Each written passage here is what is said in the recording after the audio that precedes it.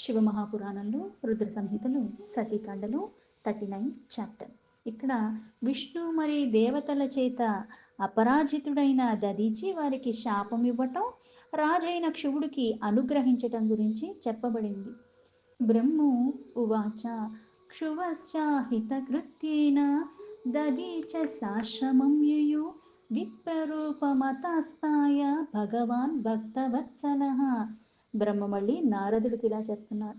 భక్తవత్సలుడైన మహావిష్ణు రాజైన శివుడికి హితకరంగా చెయ్యటానికి ఆయన కోసము ఒక బ్రాహ్మణ రూపాన్ని ధరించి దదీచి ఉన్న ఆశ్రమానికి చేరుకున్నాడు.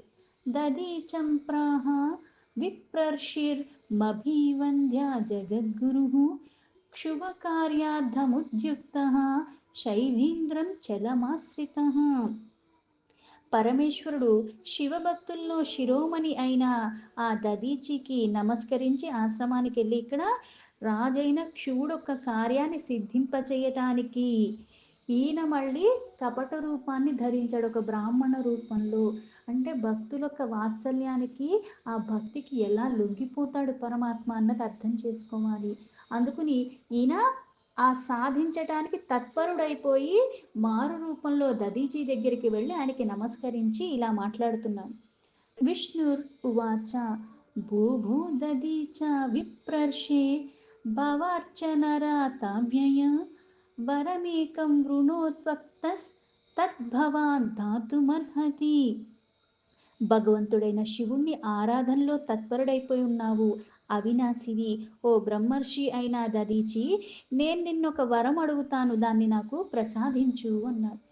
బ్రాహ్మో ఉవాచ యాచితో దేవదేవేన దదీచః క్షైవ సత్తమః క్షువకార్యార్థినా శీఘ్రం జగాద వచనం హరిం. శివుడు కార్యసిద్ధికై వచ్చిన ఆ దేవదేవుడైన విష్ణు ద్వారా యాచింపబడిన తర్వాత శివభక్తుడైన దదీచి ఆ విష్ణుతో ఇలాగా మాట్లాడుతున్నాడు. దదీచి ఉవాచ జ్ఞాతం తపశ్చిత్తం విప్రాక్షువ కార్యార్థమాగతః భగవాన్ విప్రరూపేణ మాయి త్వమసి వైహరిః భూతం భవిష్యం దేవేశ వర్తమానం జనార్దన జ్ఞానం ప్రసాదాత రుద్రస్య సదా త్రైకాలికం మమ. బ్రాహ్మణ రూపంలో ఉన్న విష్ణుని చూసి దదీచి ఇలా అంటున్నాడు, ఓ విప్ర, మీ అభిష్టం నాకు తెలుసు. అంటే ఏది కోరికతో ఇక్కడికి వచ్చారో అది నాకు తెలుసు. పైగా మీరు ఆ భగవంతుడైన శ్రీహరియే. రాజైన శివుడు కార్యం కోసమే మీరు ఇలా బ్రాహ్మణ రూపాన్ని ధరించి ఇక్కడికి వచ్చారు. పైగా మీరు మాయావి. అందుకే ఓ దేవేశ, ఓ జనార్దన, కానీ ఆ పరమేశ్వరుడు యొక్క కృప వల్ల భూత భవిష్యత్ వర్తమానాలంటే జరిగిపోయింది, జరుగుతున్నది, జరగబోయేది కూడా, ఈ మూడు కాలాల యొక్క జ్ఞానం నాకు సదా లభించింది అన్నాడు. త్వాం జానేహం హరిం విష్ణుం ద్విజత్వం త్యజ సువ్రత ఆరాధితోసి భూపేన క్షువేన కలబుద్ధిన. మీరు శ్రీహరి అని నాకు తెలుసు, అందుకే ఓ సువ్రత, ఆ బ్రాహ్మణ వేషాన్ని విడిచిపెట్టండి. దుష్టబుద్ధి కలిగిన ఆ రాజైన శివుడు మిమ్మల్ని ఆరాధించాడు, ఆయన కోసమే మీరు ఆ భక్తవాత్సల్య కారణంగా ఈ రూపాన్ని ధరించారు. జానే తవేవ భగవన్ భక్తవత్సలతాం హరే చలం త్యజ్య స్వరూపం హి స్వీకురు స్మర శంకరం. అందుకే ఓ విష్ణు, మీరు మీ అసలు రూపానికి రండి, ఈ మాయా రూపాన్ని విడిచిపెట్టేసేయండి, మీ అసలు రూపాన్ని గ్రహించి మళ్ళీ ఆ పరమేశ్వరుణ్ణే స్మరించండి అని. అస్తి చేత్ కస్యచిద్ భీతిర్ భవార్చనర్తస్య మే వక్తుమర్హసి యత్నేన సత్యధారణ పూర్వకం. శంకరుని ఆరాధించటంలో ఉండటం వల్ల నాకు అన్నీ తెలుసు, పైగా ఇప్పుడు నాకు దేని పట్ల కూడా భయం కూడా లేదు. అందుకని మీరు ప్రయత్నపూర్వకంగా సత్యాన్నే మాట్లాడండి, అది విడిచిపెట్టండి. అంటే ఏదైతే కపట రూపాన్ని ధరించారో అది వదిలిపెట్టేయండి. వదామి నామృషా క్వాపి శివస్మరణాసక్తధీః నాభిమేమి జగత్యాస్మిన్ దేవదేత్యాధికాదపి. అందుకే పరమేశ్వరుని స్మరణ మీద ఆసక్తి కలిగి ఉన్నవాళ్ళు బుద్ధిమంతులు. అందుకని నేను కూడా పరమేశ్వరుడిని స్మరిస్తూ ఉన్నవాడిని, నేనెప్పుడు అబద్ధం చెప్పను. నా మనస్సన్నది ఎప్పుడూ కూడా ఆ పరమేశ్వరుడినే రమిస్తున్న కారణంగా నాకు సృష్టిలో ఏ దేవత అయినా సరే, ఏ దైత్యుడైనా సరే నాకేమీ భయం లేదు. విష్ణుర్ ఉవాచ భయం దధీచ సర్వత్ర నష్టం చ తవ సువ్రత భవార్చనారతో భస్మాత్ భావాన్ సర్వజ్ఞ ఏవ చ. విష్ణు మళ్ళీ దధీచితో ఇలా చెప్తున్నాడు. ఉత్తమ వ్రత పాలన చేస్తున్న దధీచి, అయితే ఈ మీ భయాలన్నవి అంటే సర్వత్రా ఎప్పుడూ కూడా నశించిపోతాయి, దూరం అయిపోతాయి. ఇందుకు కారణం నువ్వు ఆ పరమేశ్వరుని ఆరాధనలో తత్పరుడైపోయిన కారణంగా. పైగా ఆయనే సర్వజ్ఞుడు. బిభేమీతి సకృద్వక్తుర్ మహసిత్వం నమస్తవ నియోగన్మమ రాజేంద్రాక్షువాత ప్రతిసహాదహం. అంటే నేను నీకు నమస్కారం చేస్తున్నాను. ఇప్పుడు నేను చెప్పిన దాన్ని బట్టి మీరు దానికి ఆ కార్యాన్ని చెప్పినట్టుగా చెయ్యాలి. అంటే నా మాటను మన్నించి క్షువుడైన రాజు దగ్గరికి వెళ్ళి, రాజేంద్ర నేను నీకు భయపడుతున్నాను అని చెప్పాలి అని.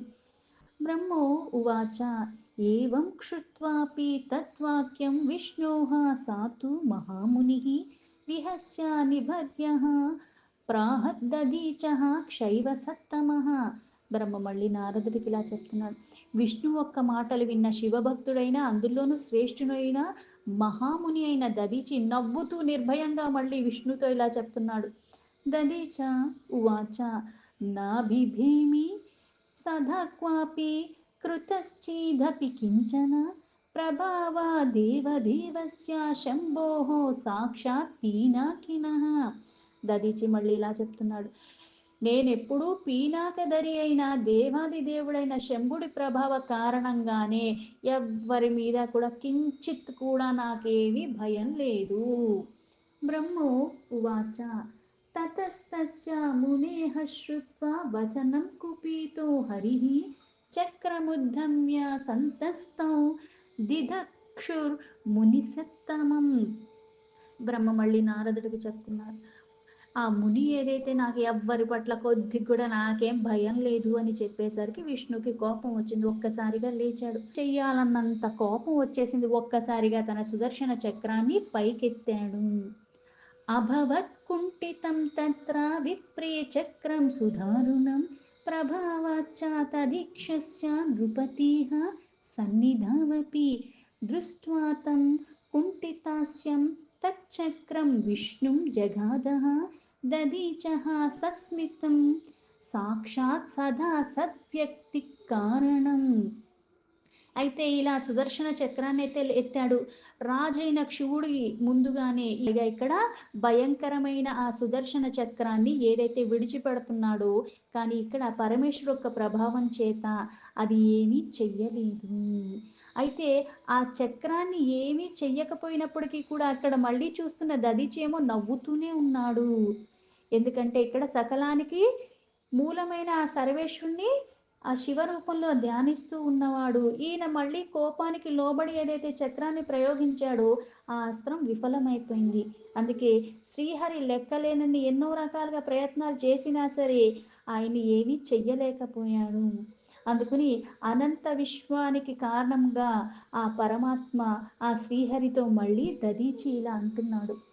దదీచ ఉవాచ భగవాన్ భవతా లబ్ధం పురాతేవ సుధారుణం సుదర్శనామితి ఖ్యాతం చక్రం విష్ణోః ప్రయత్నతః భవస్య తచ్చుభం చక్రం నాజిగాంసతి మామిహ. దదీచి విష్ణుతో ఇలా అన్నాడు. ఓ మహానుభాహు, ఓ విష్ణు, పూర్వ సమయంలో చాలా తపస్సు చేసుకుని ప్రయత్నపూర్వకంగా ఈ సుదర్శన చక్రాన్ని నీవు తీసుకున్నావు. ఇది ప్రాప్తించటానికి చాలా కృషి తపస్య చేశావు. ఆ పరమేశ్వరుడు ద్వారా ఇది పొంది ఉన్నావు. అయితే పరమేశ్వరుడు యొక్క ఈ శుభచక్రము నన్నేమి చెయ్యలేదు. భగవానత క్రుద్ధోస్మై సర్వాస్త్రాణి క్రమాధ్వరిః బ్రహ్మాస్త్రాద్యేహ శరైశ్చాస్త్రైః ప్రయత్నం కర్తుమర్హసి.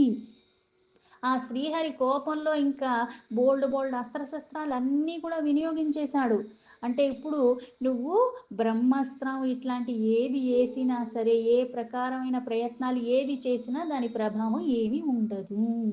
బ్రహ్మో ఉవాచ సతస్య వచనం క్షుత్వా దృష్ట్వా నిర్వీర్యమానుషం ససర్జార్త క్రుద్ధా తస్మై సర్వస్త్రాణి క్రమాద్ధరిః చక్రుర్దేవాస్తతస్తస్య విష్ణోః సహాయాయ మాధరాత్ ద్విజేనైకేన సంయోధ్యుం ప్రసుత్తస్య విబుద్ధయః.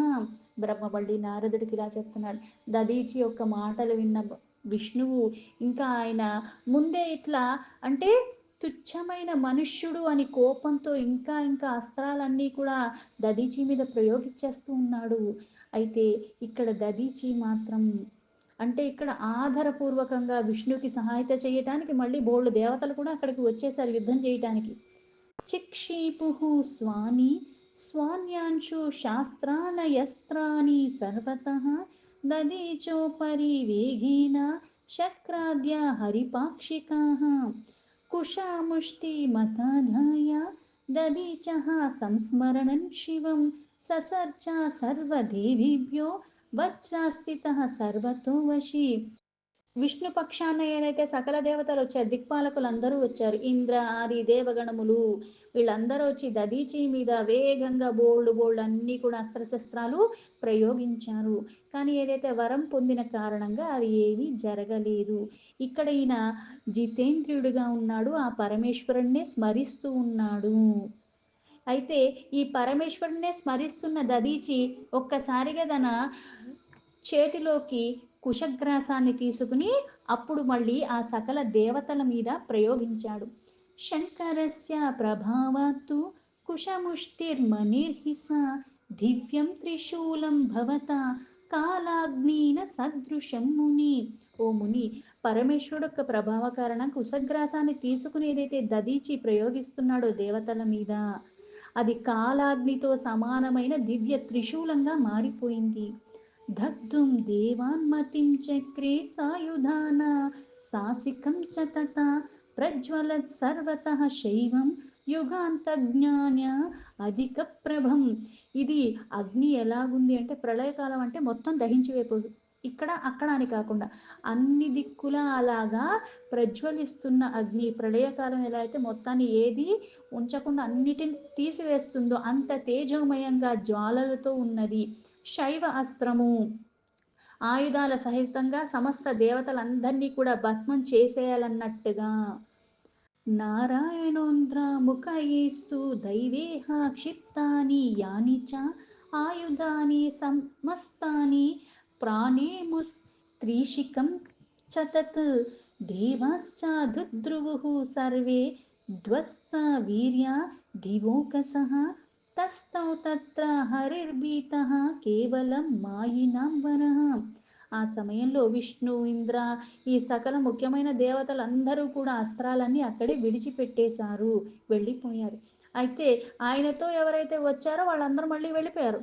ఆ త్రిశూలానికి నమస్కరించి వెంటనే అస్త్రాలు విడిచిపెట్టేసి అక్కడ నష్ట పరాక్రమంగా స్వర్గవాసి అయిన దేవగణములందరూ కూడా అన్ని దిక్కులు దానికి నమస్కరించేసి పారిపోతున్నారు.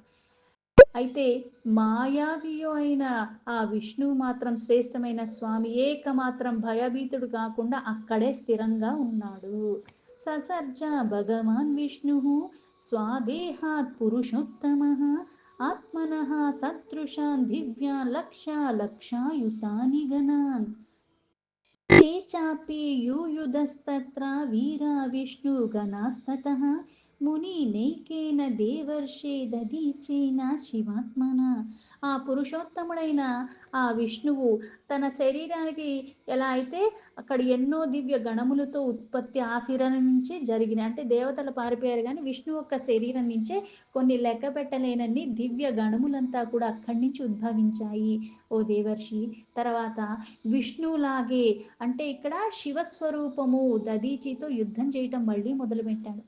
తతో విష్ణుర్గణాస్తాన్వే నిర్యుధ్య బహుశూరనే దదాహ సహసా సర్వాన్ దదీచ శైవ సత్తమః.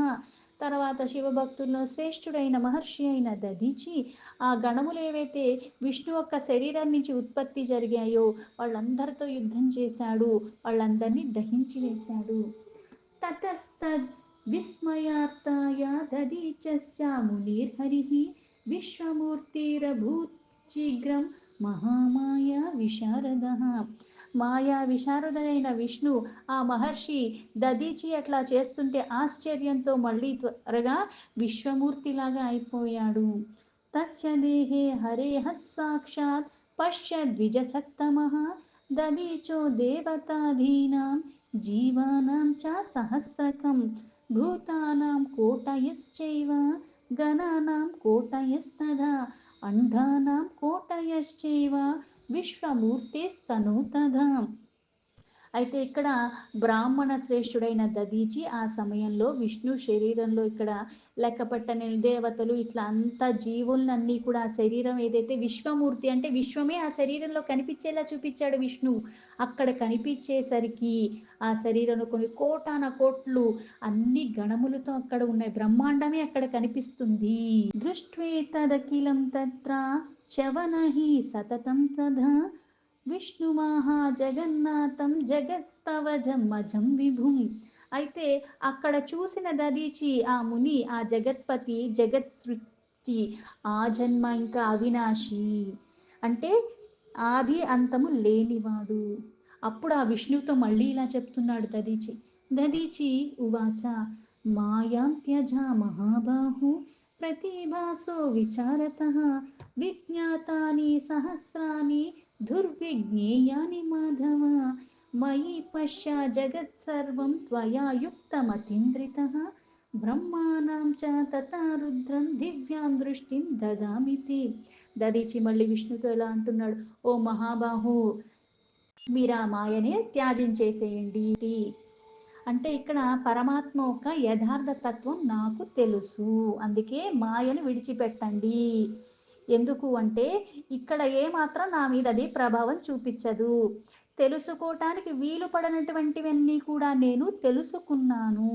అందుకే మీరు నాయందు కూడా సకల జగత్తుని చూడవచ్చు. అంటే ఏదైతే అంత సులభం కాదో అటువంటిది నాకు లభించింది. అందుకే నేను నా శరీరంలో కూడా అవన్నీ మీకు దర్శింపచేస్తాను. బ్రహ్మ రుద్ర సంపూర్ణ జగత్తును నేను చూపిస్తాను. పైగా నేనే నా శరీరంలో మీరు అవి చూడటానికి మీకు దివ్య దృష్టిని కూడా ఇస్తాను అన్నాడు. బ్రహ్మో ఉవాచ ఇత్యుక్త్వా దర్శయామాస స్తవతనో నిఖిలం మునిః బ్రహ్మాండం చవనీః శంభు తేజసా పూర్ణదేహకః తదాహ విష్ణుం దేవేశం దదీచః శైవ సత్తమః సంస్మరన్ శంకరం చిత్తే విహసన్ విభయః సుధీః. బ్రహ్మ మళ్ళీ ఇలా చెప్తున్నాడు. ఈ ప్రకారంగా దదీచి మాట్లాడుతూ శివ తేజస్సు పూర్ణంగా ఉన్న దదీచి శరీరము ఆ ముని ఆ శరీరంలో సమస్త బ్రహ్మాండాన్ని చూపిస్తున్నాడు. శివభక్తుల్లో శ్రేష్ఠుడు, పైగా బుద్ధిమంతుడు. ఆ మనస్సంతా కూడా పరమేశ్వరునే స్మరిస్తూ నిర్భయుడయ్యి ఆ విష్ణువుతో మళ్ళీ ఇలా చెప్తున్నాడు.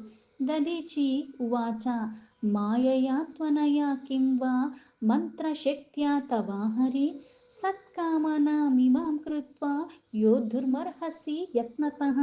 దదీచి మళ్ళీ విష్ణుతో ఇలా అంటున్నాడు.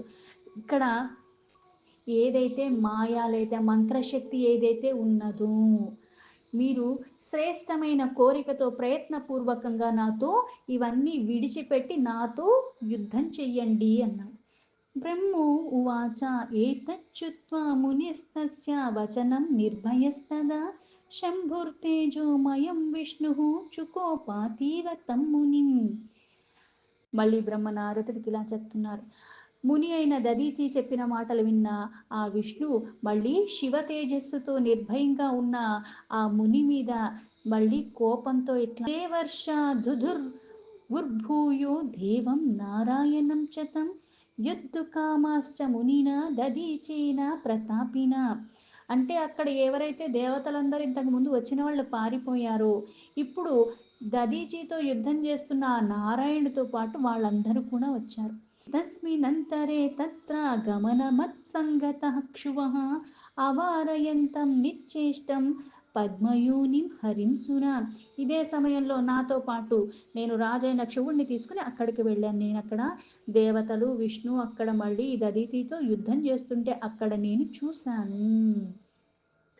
నిశమ్య వచనం మే బ్రాహ్మణో న వినిర్జితః జగామ నికటం తస్య ప్రణనామ మునిర్హరిః वो दीनतरो भूत्वा गत्वा तत्र मुनीश्वरं ददीचामभिवाद्येव प्रार्थयामास विकल्वः. అయితే దాని తర్వాత శివుడు కూడా అత్యంత దీనాతి దీనంగా మునీశ్వరుడైన దదీచి దగ్గరికి వెళ్ళి ఆయనకి నమస్కరించి అప్పుడు ఆయన్ని వేడుకున్నాడు. క్షువ ఉవాచ ప్రసీద మునిషాధూల శివభక్తి శిరోమణు ప్రసీద పరమేశ నా దుర్లక్ష్యో దుర్జనీహ సదా. ఆ శివుడు మళ్ళీ దదీచితో ఇలా అంటున్నాడు. ఓ మునిశ్రేష్ఠ, మీరు ప్రసన్నులవ్వండి. శివభక్తుల్లో కూడా శిరోమణివి నువ్వు. మీరు ప్రసన్నులవ్వండి. అందుకే ఓ పరమేశ, మీరు దుర్జనుల ద్వారా సదా దుర్లక్ష్యమైన వాళ్ళు, అంటే ఎవరి వల్ల కూడా మీరు నశించిపోరు, పైగా ఎవరికి కూడా మీ అంత ఎప్పుడూ లభించదు.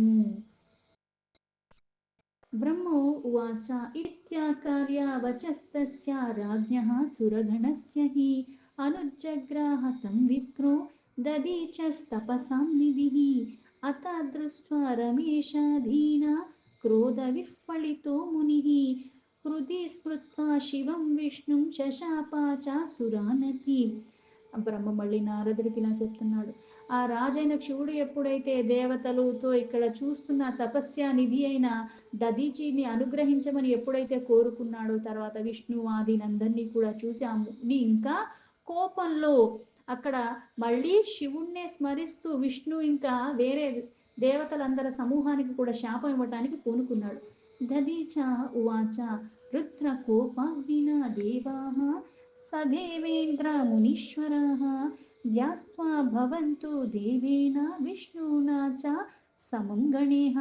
దదిచి మళ్ళీ ఇలా అన్నాడు. దేవరాజ ఇంద్ర సహితంగా ఇక్కడున్న దేవతలందరూ కూడా, వాళ్ళ గణములు సహితంగా కూడా విష్ణుదేవ రుద్రుడొక్క కోపాగ్నితో ఇప్పుడు ధ్వంసం అయిపోతారు. బ్రహ్మో ఉవాచ ఏవం క్షప్తాసురాన్ ప్రేక్ష క్షువమాహ తతో మునిః దేవేశ్చ పూజ్యో రాజేంద్ర నృపశ్చైవ ద్విజోత్తమః బ్రాహ్మణ ఏవ రాజేంద్ర బలీనః ప్రభవిష్ణవః ఇత్యుక్త్వా సా స్ఫుటం విప్రః ప్రవివేశ నిజాశ్రమం. బ్రహ్మ మళ్ళీ నారదుడికి ఇలా చెప్తున్నారు. ఈ ప్రకారంగా దేవతలందరికీ కూడా శాపం ఇచ్చిన తర్వాత మళ్ళీ రాజైన శివుడు ఇంకా చూస్తూ ముని మళ్ళీ ఇలా అంటున్నాడు. రాజేంద్ర, శ్రేష్టమైన ద్విజ దేవతలు అందరూ కూడా రాజుల ద్వారా కూడా అధికంగా పూజింపబడేవాడే బ్రాహ్మణుడు. అందుకే బ్రాహ్మణులే ప్రభావశాలురు, గొప్పవాళ్ళు అని స్పష్టపరుస్తూ చెప్పి దదీచి మళ్ళీ తన ఆశ్రమంలోకి తాను వెళ్ళిపోయాడు. దదీచమాభివందీవ క్షువో నిర్జగృహం గతః విష్ణుర్జగామ స్వాలోకం సురేహాసహ యథాగతం. దాని తర్వాత దదీచికి నమస్కరించిన తర్వాత శివుడు కూడా తన నివాసానికి తను వెళ్ళిపోయాడు. భగవాన్ విష్ణు కూడా ఎలా అయితే వచ్చాడో అలాగే దేవతలందరూ కూడా వాళ్ళ వాళ్ళ వాళ్ళ ధామాలకి వెళ్ళిపోయారు. తదేవం తీర్థమా భవత స్థానీశ్వర ఇతి స్మృతం స్థానీశ్వరమనుప్రాప్య శివ సాయుధ్య మాప్నుయాత్. ఈ ప్రకారంగా ఆ స్థానానికి పేరేంటి అంటే స్థానీశ్వర అన్న తీర్థస్థాన రూపంలో ప్రసిద్ధి చెందింది. ఏ ప్రదేశంలో అయితే ఇదంతా జరిగిందో అక్కడికి వెళ్ళిన మనుష్యులు ఎవరైనా సరే శివుడు సాయుధ్యం తప్పకుండా వాళ్ళకి లభిస్తుంది. కథితస్తవ సంక్షేపాద్వాదః క్షువదధీచయోః నృపాప్త శాపయోస్తాత బ్రహ్మ విష్ణవోః శివం వినా. అలాగే ఈ ప్రకారంగా నేనైతే సంక్షిప్తంగా శివుడికి అలాగే దదీచికి జరిగిన వివాదం గురించి, అలాగే శంకరుణ్ణి విడిచిపెట్టి బ్రహ్మ విష్ణు అసలు ఆ శాప కారణంగా అదంతా కూడా వర్ణించి చెప్పాను కదా. యా ఇదం కీర్తయే నిత్యం వాదం క్షువదధీచయోః జిత్వాపా మృత్యుం దేహాంతే బ్రహ్మలోకం ప్రయాతి సహా. అయితే ఏ వ్యక్తి అయితే క్షువ ఇంకా దదీచి వివాద సంబంధితమైన ఈ ప్రసంగాన్ని నిత్యము రోజు ఎవరైతే చదువుతున్నారో, వాళ్ళకి అపమృత్యువుల్ని జయిస్తారు. ఈ శరీర త్యాగం చేసేటప్పుడు వాళ్ళకి మళ్ళీ బ్రహ్మలోక గతి లభిస్తుంది. రణేయః కీర్తయిద్వేదం ప్రవిశోక్తస్య సర్వదా మృత్యుభీతిర్భవేర్నైవం విజయీ చ భవిష్యతి. ఎవరైతే ఈ పాఠాన్ని చదువుతున్నారో, ఇది చదివి మళ్ళీ యుద్ధ భూమికి ఎవరైతే వెళుతున్నారో వాళ్ళకి అసలు మృత్యు భయం అన్నది లేనే లేదు. పైగా తప్పకుండా వాళ్ళకి విజయాలే సంతరిస్తాయి అని చెప్పాడు. దీంతో శివ మహాపురాణంలో రుద్ర సంహితను సతీకాండలో 39 చాప్టర్ సంపూర్ణం.